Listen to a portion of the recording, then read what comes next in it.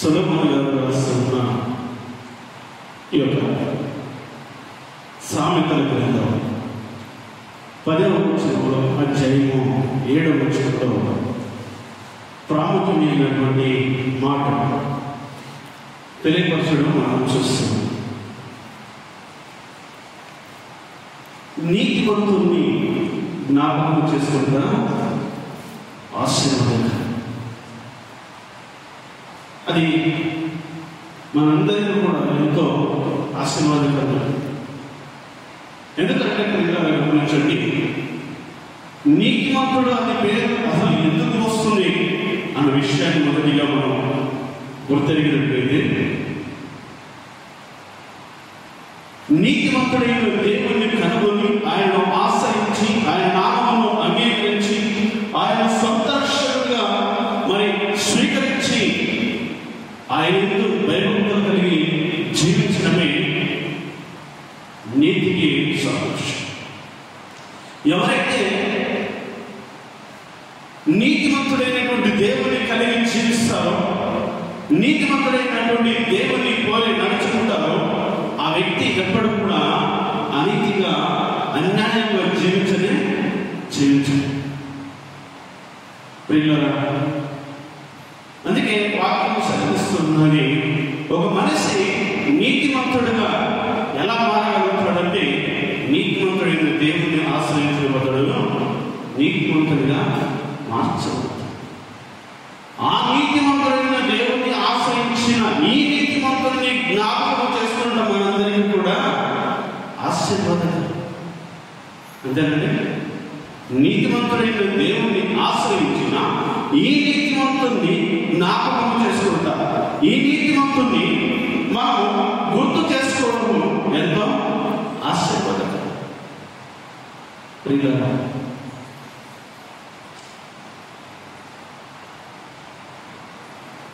నిన్నటి దినం నుంచి మీరు గమనిస్తున్న ఒక ప్రాముఖ్యమైనటువంటి సంఘటన సోషల్ మీడియాలో తెగ వైరల్ అవుతుంది. సోషల్ మీడియా మొత్తము చెప్పాలంటే సోషల్ మీడియా కూడా అన్ని ఛానల్స్లో ఒక బిగ్ ఛానల్ మాత్రమే ఎప్పటికప్పుడు దాని గురించి సంబంధించినటువంటి హెడ్లైన్స్ ఇస్తున్నాము.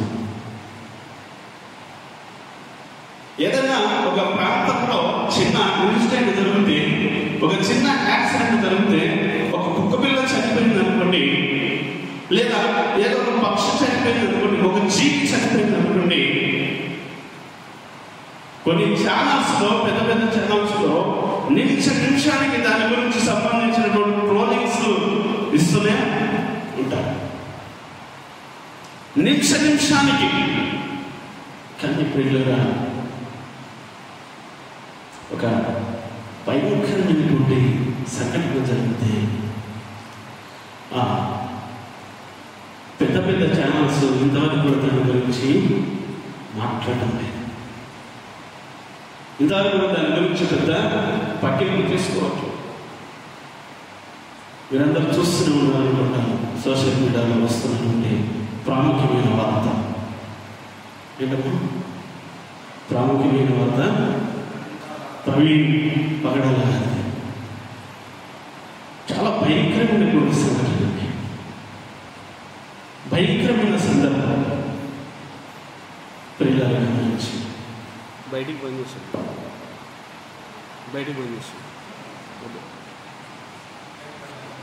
పైన పనిచేస్తాం.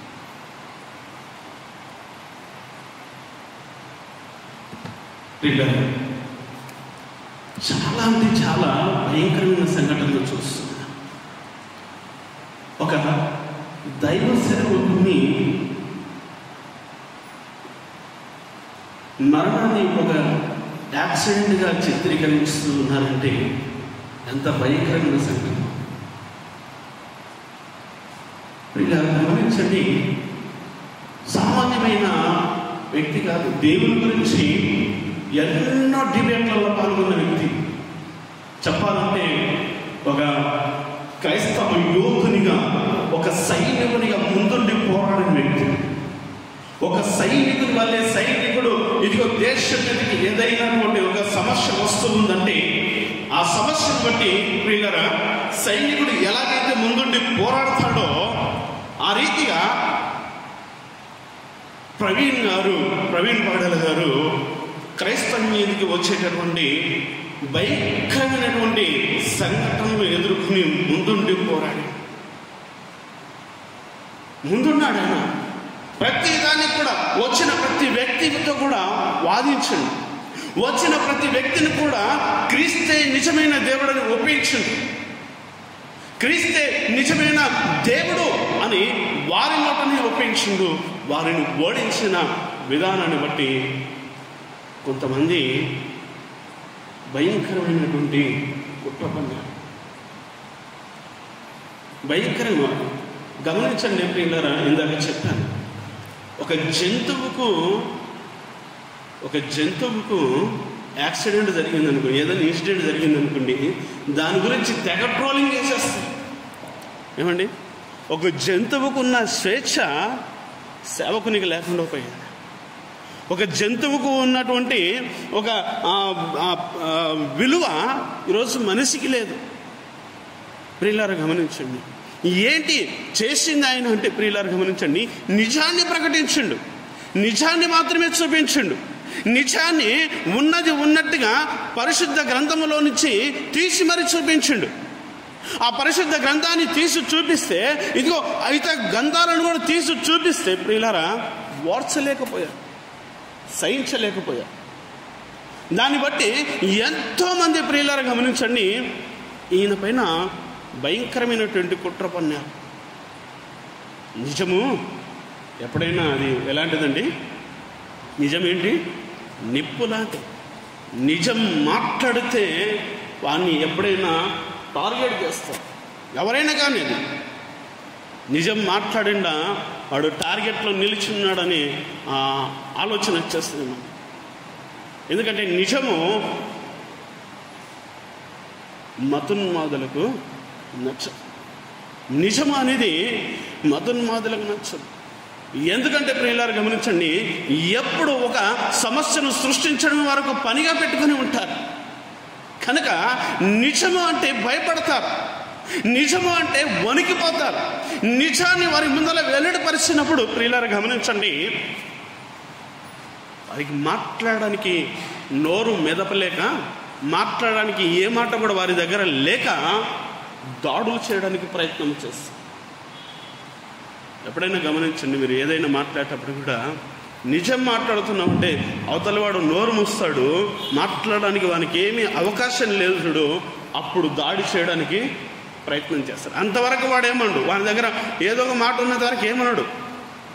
వాని దగ్గర మాట లేనప్పుడు నేను ఓడిపోతాను కదా, నేను వెనికిపోతున్నాను కదా, నేను అవమానపరచబడుతున్నాను కదా అన్న ఆలోచనతో వాడు ఏం చేస్తాడండి, దాడి చేసేస్తాడు. ప్రియులారా గమనించండి,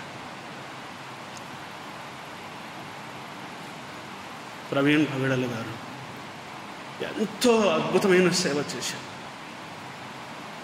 ఆరాధన టీవీలో కానీ, శుభవార్త టీవీలో కానీ, రక్షణ టీవీలో కానీ అనేకమైన ఛానల్స్లో మరి ఎన్నో డిబేట్లు చేశారు, ఎంతోమందితో వాదించారు. ఆయన కేవలము ఈ పరిశుద్ధ గ్రంథం పైన ఒకటి మాత్రమే ఆయన పట్టు కలిగి లేడు అని ప్రియులారా, అనేక గ్రంథాలపైన కూడా ఆయన పట్టు కలిగి ఉన్నాడు. అనేక గ్రంథాలను కూడా అవపోషణ చేసి ప్రియులారా గమనించండి, ఆ గ్రంథాల్లో ఉన్నటువంటి అసత్యాన్ని వెతికి మరి చూపించేటప్పటికీ కొంతమందికి జీర్ణించలేదు.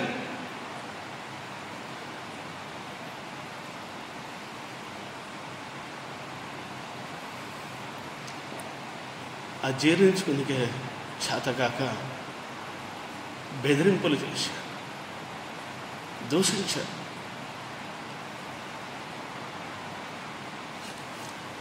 అలా బెదిరించి దూషించి చివరికి 4 రోజుల క్రితము నువ్వు ఇలాగే ఎక్కడ పడితే అక్కడ వాగితే నిన్ను చంపేస్తామని వార్నింగ్స్ కూడా చాలా వచ్చాయి. ఎలా చంపుతామన్న విషయం కూడా చెప్పారు. సేమ్ ఈరోజు నిన్నటి నుంచి ఆ సోషల్ మీడియాలో వచ్చిన ఫొటోస్ చూస్తే కానీ, వీడియోస్ చూస్తే కానీ, వాళ్ళు అక్కడ ఏది చెప్పారో సేమ్ అదే సిచ్యువేషన్లో అక్కడ బాడీ కనిపిస్తుంది. తల బలగొడతామన్నారు,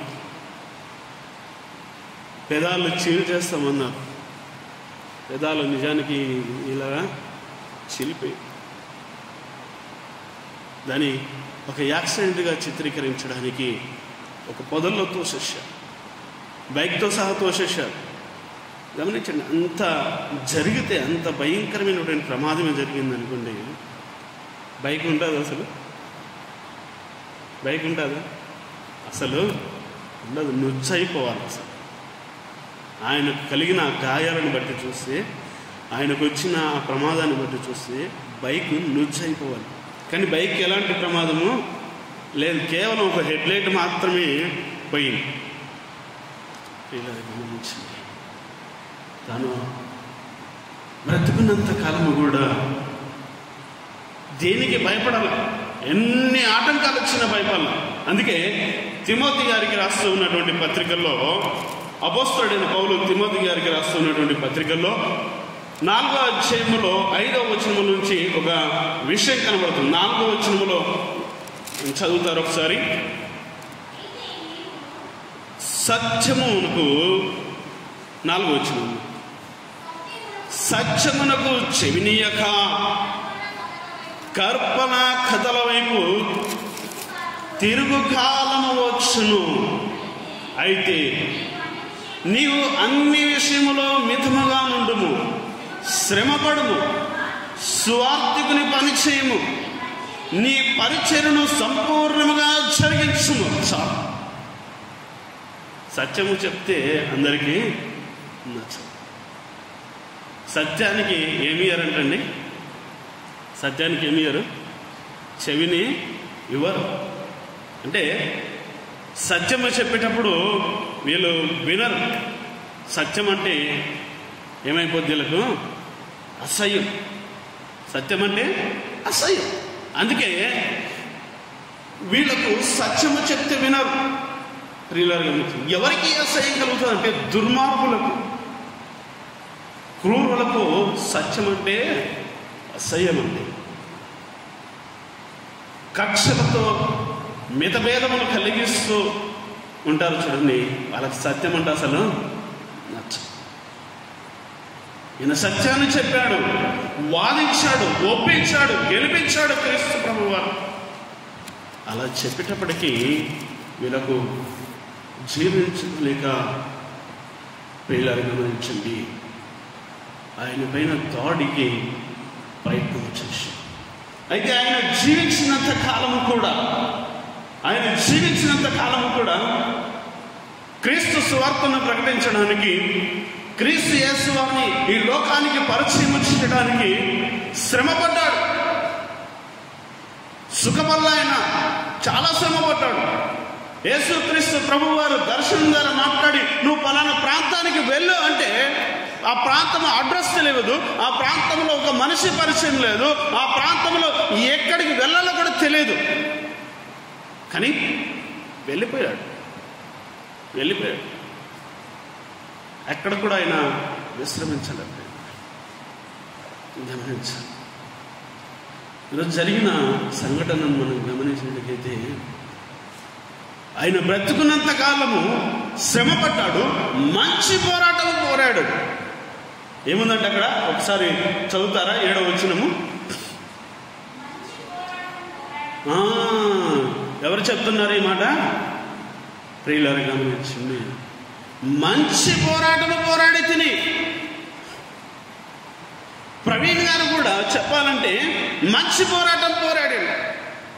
తన బ్రతుకు కాలమంతా కూడా దేవుని కొరకు నిలబడ్డాడు, దేవుని పరిచర్య కొరకు తను నిలబడ్డాడు, దేవుని పని కొరకు తను నిలబడ్డాడు.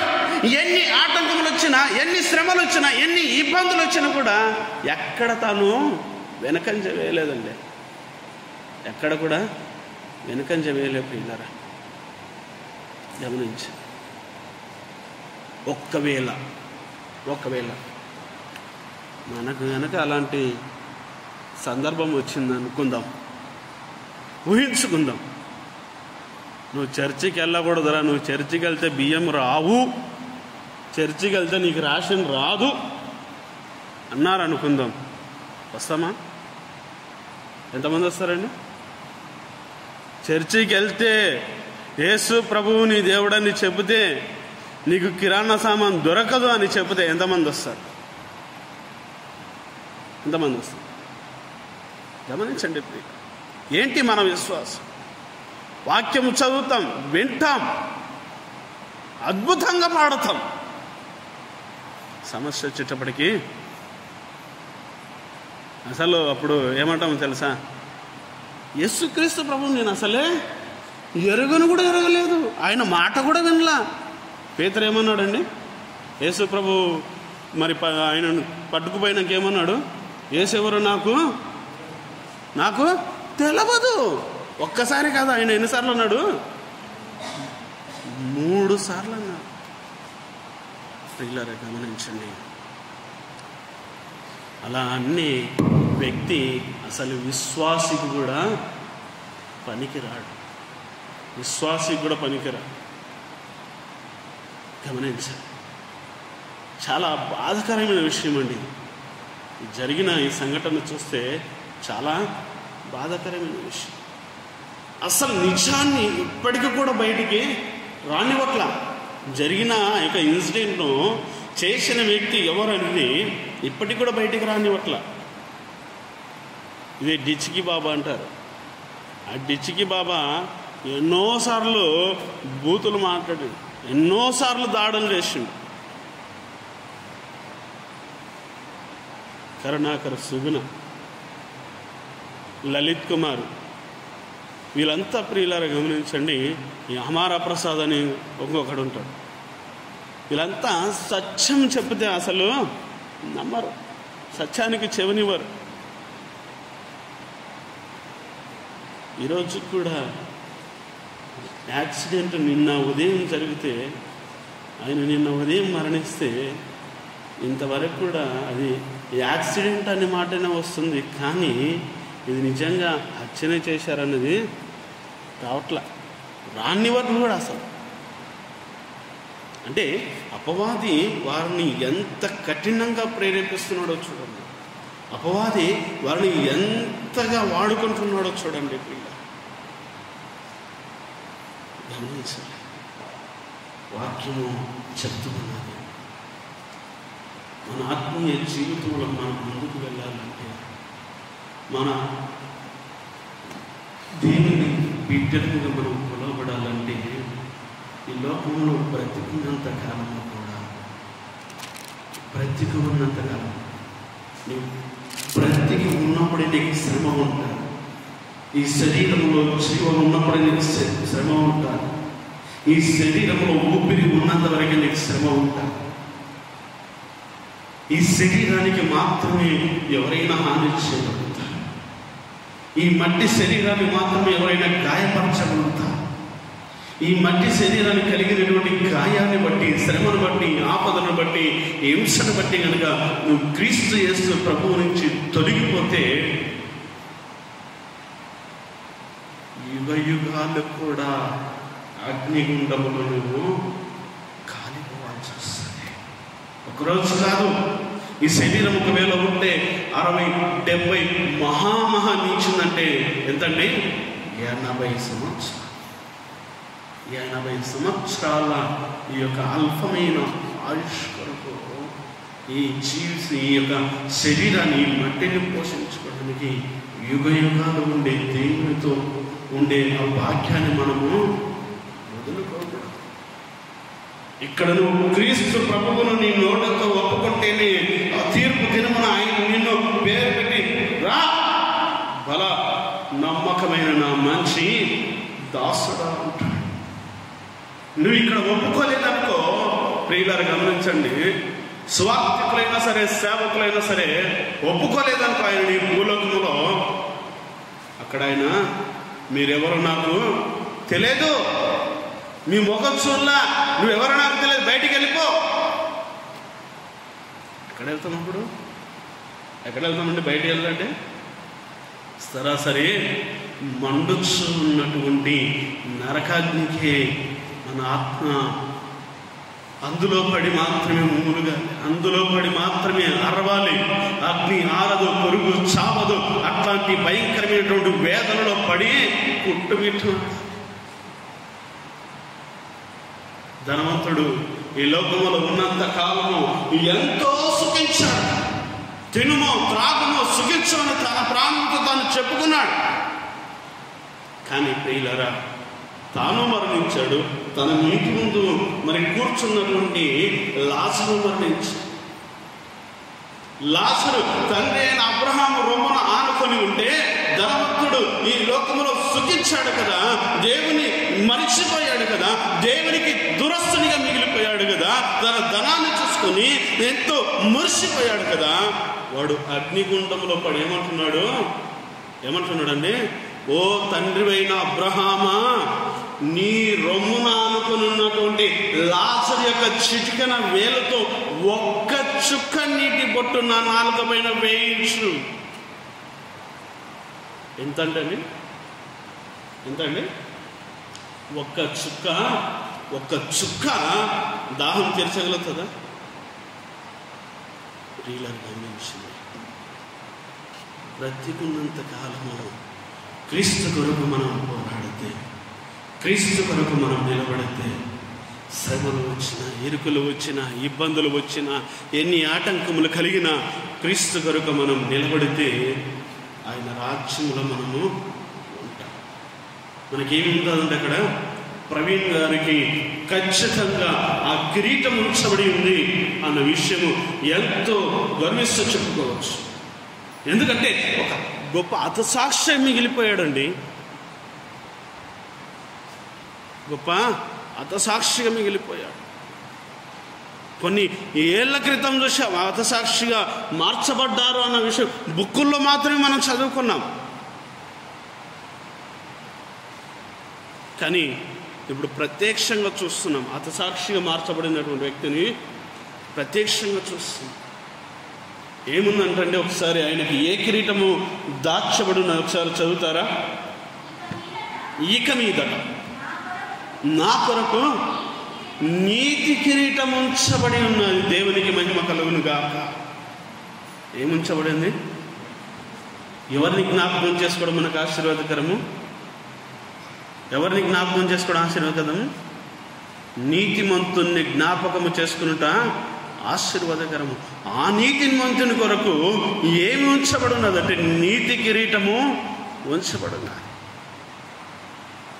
ప్రియులరా గమనించండి. చెప్పాలంటే ఈ యొక్క ఇన్సిడెంట్ వల్ల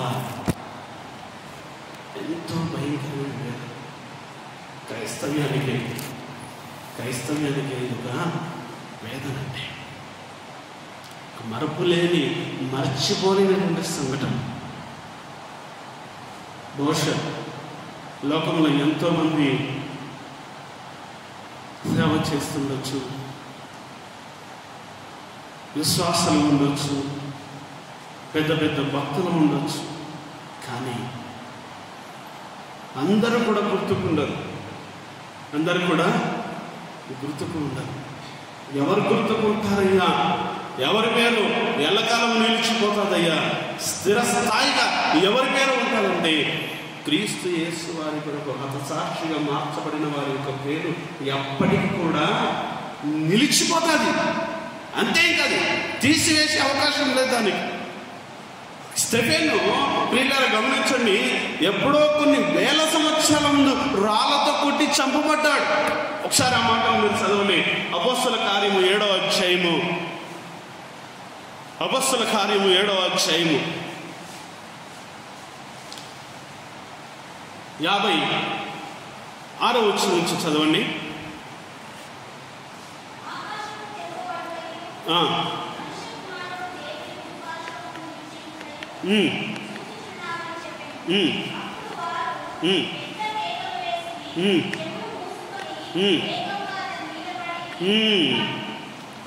ఏకముగా అతని మీద పడి పండ్లు కొరికి ఏం చేశారంట?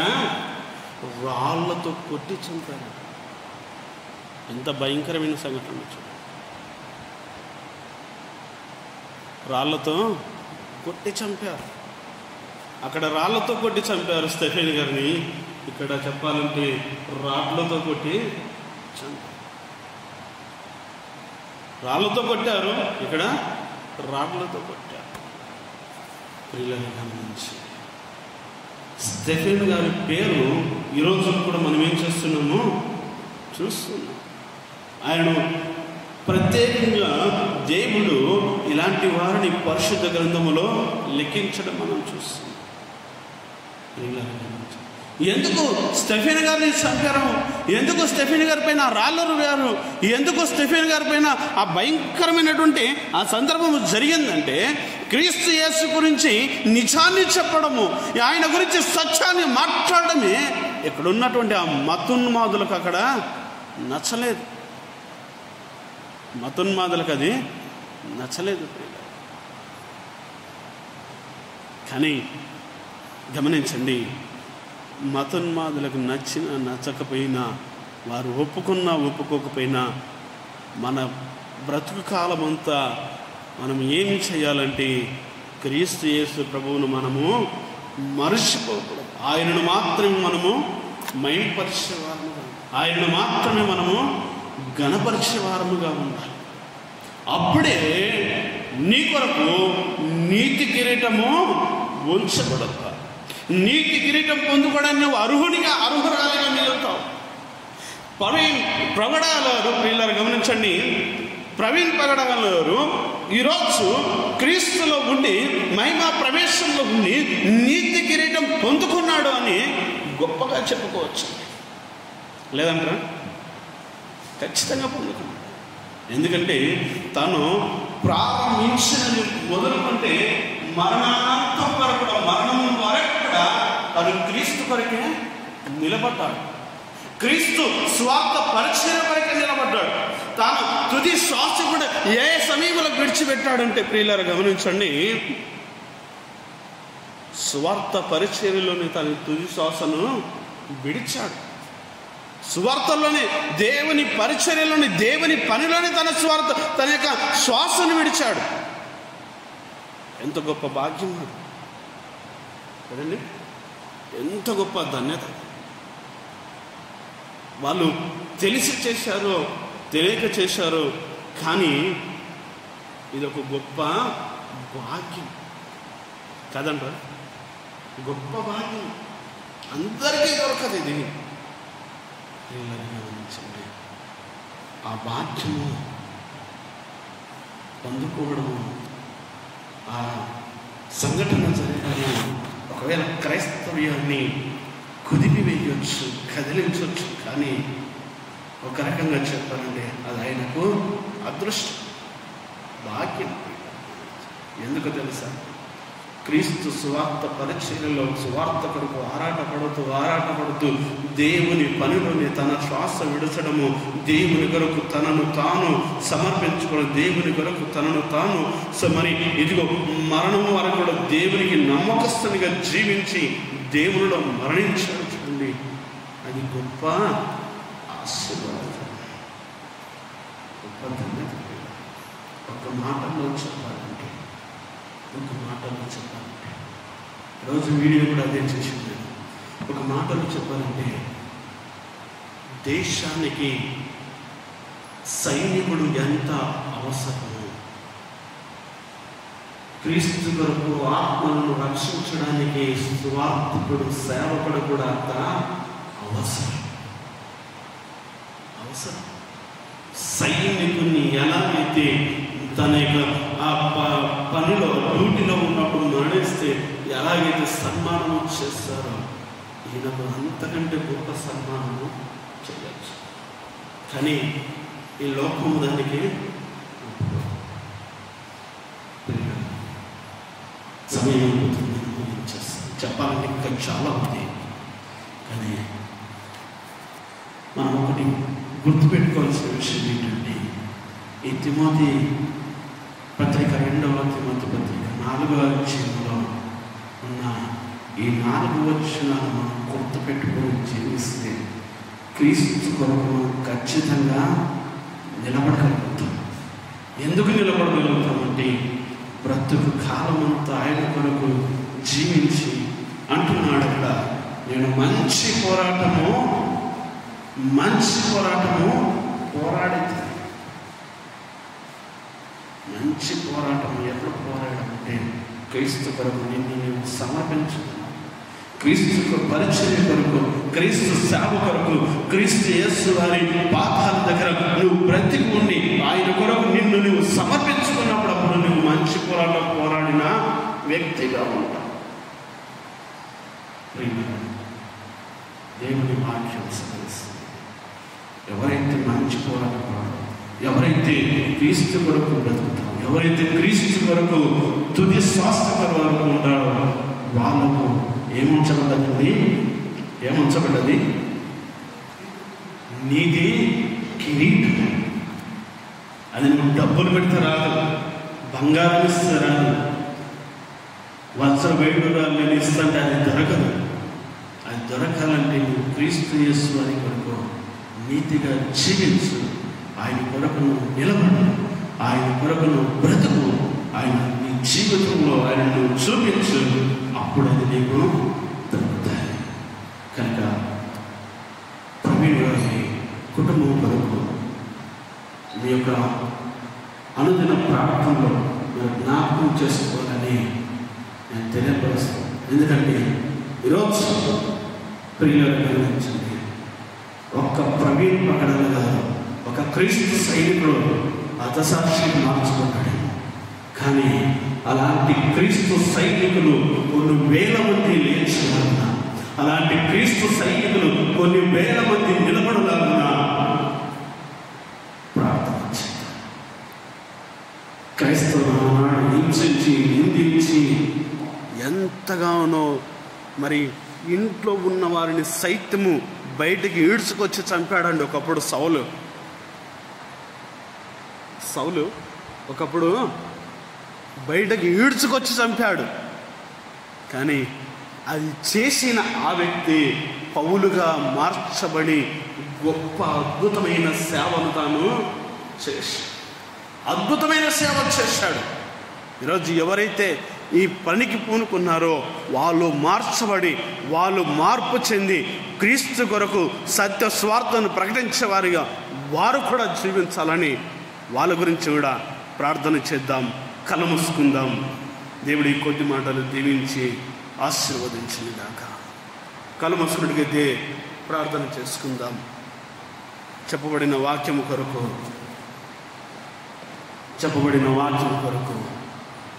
ఆ రీతి అయిన విశ్వాసం నేను కలిగి జీవించుటకు సహాయం చేయి ప్రభువా అంటూ, అదేవిధంగా ప్రవీణ్ గారి కుటుంబం కొరకు వారికి దేవుడు ధైర్యం ఇచ్చి ఓదార్పు అనుగ్రహించలేకున్న ప్రార్థన చేసుకుందాం. కళ్ళు మూసుకుందాం. స్త్రీలలో ఒకరు, పురుషుల్లో ఒకరు ప్రార్థన చేయండి. స్త్రీలలో సహోదరి స్వరూప గారు ప్రార్థన చేస్తారు. పురుషుల్లో రమేష్ గారు ప్రార్థన చేస్తారు.